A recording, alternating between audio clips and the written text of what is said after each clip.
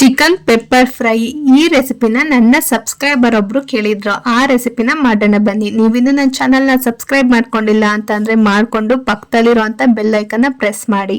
ನನ್ನ ಚಾನೆಲ್ ನಲ್ಲಿ daily videos upload ಮಾಡ್ತಾನೆ ಇರ್ತೀನಿ, ಮೊದಲು ನಿಮ್ಗೆ ಸಿಗುತ್ತೆ. ಮೊದಲಿಗೆ ವೀಕ್ಷಕರೇ, ಇಲ್ಲಿ 300 ಗ್ರಾಮ್ ಆಗುವಷ್ಟು ಚಿಕನ್ ನ ತಗೊಂಡಿದ್ದೀನಿ. ಅದಕ್ಕೆ ಒಂದೇ 1 ಟೇಬಲ್ ಸ್ಪೂನ್ ಅರಿಶಿನ ಹಾಕೋತಾ ಇದ್ದೀನಿ.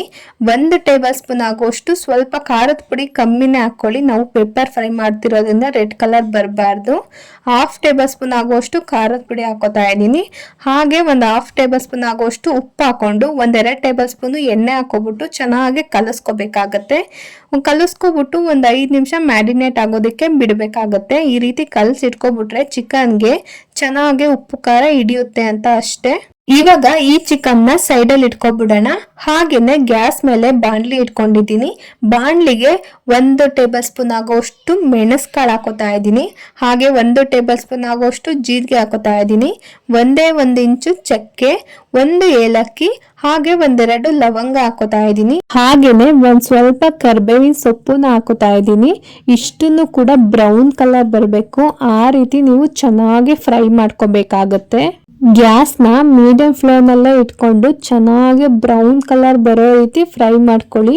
ಜಾಸ್ತಿ ದಗ ಅಂತ ಉರಿಬೇಡಿ, ಆವಾಗ ಸೀದೋಗ್ಬಿಡುತ್ತೆ. ಮೀಡಿಯಂ ಫ್ಲೇಮ್ನಲ್ಲಿ ಇಲ್ಲ ಲೋ ಫ್ಲೇಮ್ನಲ್ಲಿ ಇಟ್ಕೊಂಡು ಚೆನ್ನಾಗಿ ಉರಿಬೇಕಾಗುತ್ತೆ. ಹುರಿದಿದ್ದಾದ್ಮೇಲೆ ಜಾರಿಗೆ ಹಾಕೊಂಡು ಪೌಡರ್ ಮಾಡ್ಕೊಳ್ಳಿ. ಪೌಡರ್ ಮಾಡ್ಕೊಬಿಟ್ಟು ಸೈಡಲ್ಲಿ ಇಟ್ಕೊಂಡಿರಿ. ಇವಾಗ ನಾನು ಅದೇ ಬಾಣಲಿಗೆ 4 ಟೇಬಲ್ ಸ್ಪೂನ್ ಆಗುವಷ್ಟು ಆಯಿಲ್ ಹಾಕೋತಾ ಇದ್ದೀನಿ. ಆಯಿಲ್ ಕಾದಿದ್ದಾದ್ಮೇಲೆ 1 ಬೆಳ್ಳುಳ್ಳಿ ಸಿಪ್ಪೆ ಸಮೇತ ಜಜ್ಜಿಬಿಟ್ಟು ಹಾಕೋತಾ ಇದ್ದೀನಿ. ಇದನ್ನ ಲೋ ಫ್ಲೇಮ್ ನಲ್ಲಿ ಗ್ಯಾಸ್ನ ಇಟ್ಕೊಂಡು ಚೆನ್ನಾಗಿ ಬ್ರೌನ್ ಕಲರ್ ಬರಬೇಕು, ಆ ರೀತಿ ಎಣ್ಣೆನಲ್ಲಿ ಫ್ರೈ ಮಾಡ್ಕೊಳ್ಳಿ. ಆ ರೀತಿ ಬಂದ್ರೆ ಚಿಕನ್ ಜೊತೆ ತಿನ್ನೋದಕ್ಕೆ ತುಂಬಾ ರುಚಿಯಾಗಿರುತ್ತೆ. ಪೆಪ್ಪರ್ ಚಿಕನ್ ಅಷ್ಟೇ ತುಂಬಾ ರುಚಿಯಾಗುತ್ತೆ. ನೋಡಿ, ಈ ರೀತಿ ಬ್ರೌನ್ ಕಲರ್ ಬರಬೇಕು. ಬ್ರೌನ್ ಕಲರ್ ಬಂದಿದ್ದಾದ್ಮೇಲೆ ಸ್ವಲ್ಪ ಕರ್ಬೇವಿನ ಸೊಪ್ಪನ್ನ ಹಾಕೋತಾ ಇದ್ದೀನಿ. ಅದನ್ನು ಕೂಡ ಚೆನ್ನಾಗಿ ಫ್ರೈ ಮಾಡ್ಕೊಳ್ಳಿ. ಫ್ರೈ ಮಾಡ್ಕೊಂಡಿದ್ದಾದ್ಮೇಲೆ 2 ಹಸಿಮೆಣಸಿನ್ಕಾಯಿನ ಮಧ್ಯಕ್ಕೆ ಸೀಳ್ಬಿಟ್ಟು ಹಾಕೋತಾ ಇದ್ದೀನಿ. ಅದನ್ನು ಕೂಡ ಫ್ರೈ ಮಾಡ್ಕೊಂಡಿದ್ದಾದ್ಮೇಲೆ 1 ಈರುಳ್ಳಿನ, 1 ದಪ್ಪ ಈರುಳ್ಳಿನ ತಗೊಂಡಿರೋದು.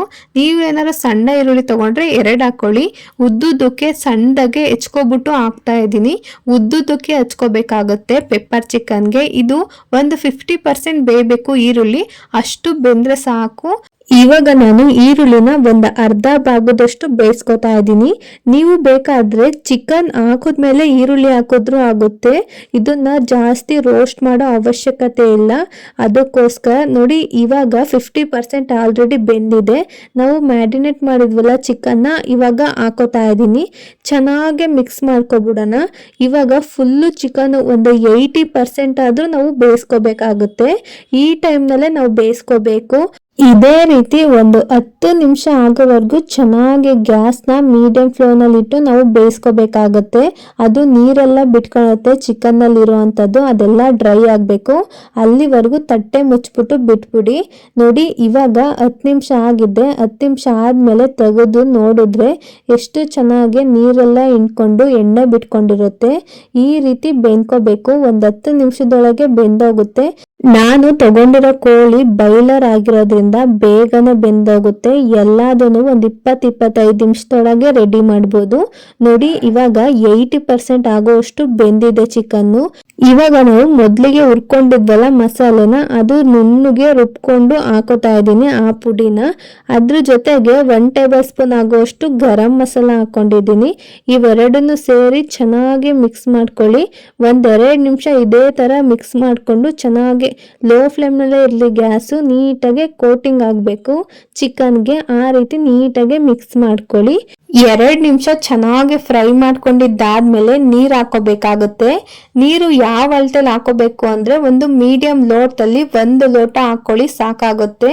ಇವಾಗ ಚೆನ್ನಾಗಿ ಮಿಕ್ಸ್ ಮಾಡ್ಕೊಬಿಟ್ಟು ನಾವು ಹಾಕಿರೋ ನೀರು ಫುಲ್ಲು ಹಿಂಗೋವರೆಗೂ ನೀಟಾಗಿ ಲೋ ಫ್ಲೇಮ್ನಲ್ಲೇ ನೀಟಾಗಿ ಕುದಿಸ್ಕೊಳ್ಳಿ ಗೊಜ್ಜನ್ನ. ಈ ರೀತಿ ಕುದಿಸ್ಕೊಂಡ್ರೆ ರೆಡಿ ಆಗೋಗುತ್ತೆ. ತುಂಬಾ ರುಚಿಯಾಗಿರುತ್ತೆ ಮಾತ್ರ.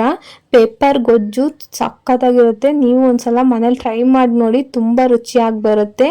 ಇವಾಗ ಸ್ವಲ್ಪ ರುಚಿ ನೋಡ್ಬಿಟ್ಟು ಉಪ್ಪು ಹಾಕೊಳ್ಳಿ, ಯಾಕಂದ್ರೆ ನಾವು ಮ್ಯಾರಿನೇಟ್ ಮಾಡ್ಬೇಕಾದ್ರೆ ಚಿಕನ್ಗೆ ಉಪ್ಪು ಹಾಕಿದ್ವು, ಅದಕ್ಕೋಸ್ಕರ ಇವಾಗ ರುಚಿ ನೋಡ್ಬಿಟ್ಟು ಉಪ್ಪು ಹಾಕೊಳ್ಳಿ.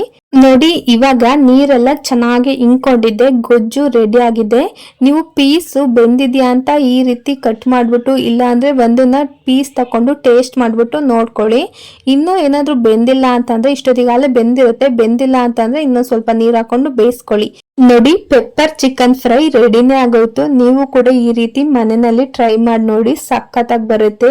ಈ ವಿಡಿಯೋ ಇಷ್ಟ ಆಯ್ತು ಅಂದ್ರೆ ಲೈಕ್ ಮಾಡಿ, ಶೇರ್ ಮಾಡಿ, ನನ್ನ ಚಾನಲ್ನ ಸಬ್ಸ್ಕ್ರೈಬ್ ಮಾಡ್ಕೊಳ್ಳೋದಂತೂ ಮರಿಬೇಡಿ. Thank you.